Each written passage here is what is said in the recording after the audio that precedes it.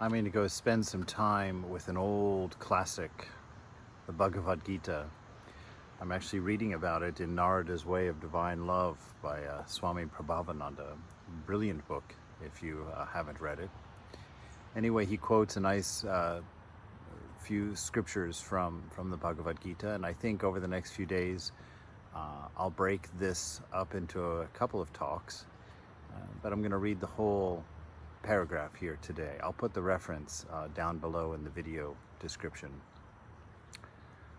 So Krishna, the Lord Krishna, the divine incarnation, is talking to Arjuna in the chariot and teaching him.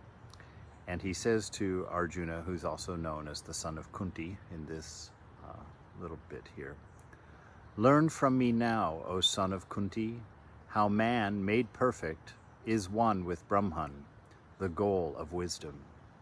When the mind and the heart are freed from delusion, united with Brahman, when steady will has subdued the senses, when sight and taste and sound are abandoned without regretting, without aversion, when man seeks solitude, eats but little, curbing his speech, his mind and body, ever engaged in his meditation on Brahman, the truth, and full of compassion, when he casts from him vanity, violence, pride, lust, anger, and all his possessions, totally free from the sense of ego and tranquil of heart, that man is ready for oneness with Brahman.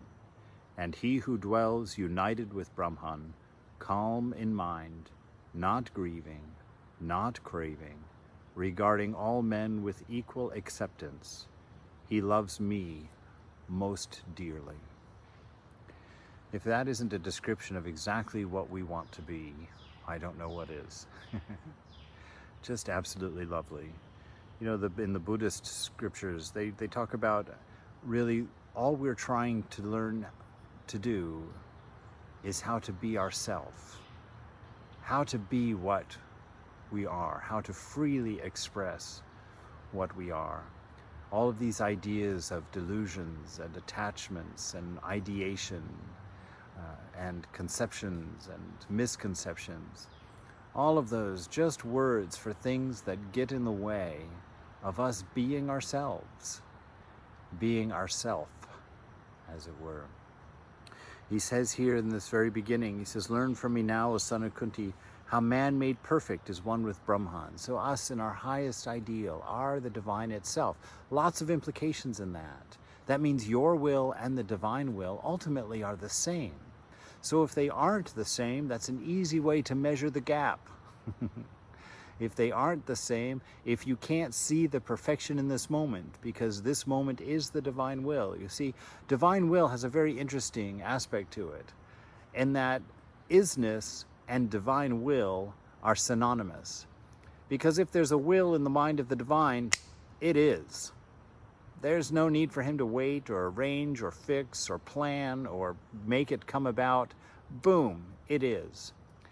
And in that will is coming from divine love, pure, perfect love, pure, perfect, all-knowing intelligence. And it is the isness of this moment that manifests it exactly as it should be.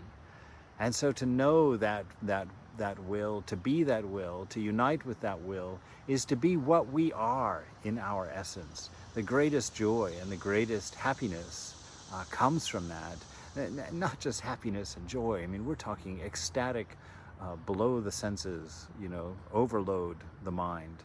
We're talking about an experience of being that is immeasurable and just fantastical.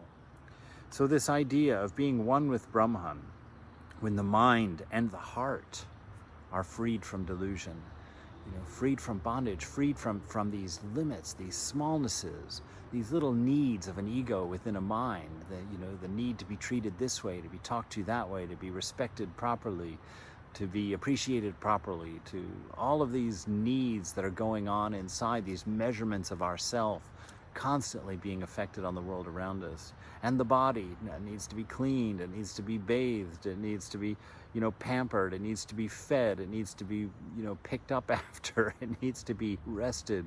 All of these constant demands, and then the demands we make on all others around us because of these little petty needs, these small things. There's something so much bigger, so much more beautiful for the mind to rest in. There's such a more beautiful place inside to make decisions from. United with Brahman, when steady will has subdued the senses, when sight and taste and sound are abandoned without regretting, without aversion. A wonderful balance there. We think, oh, what do you want me to throw away the beauty of the world? Do you want me to throw away my enjoyment of people? What will I be then? I'll be nothing.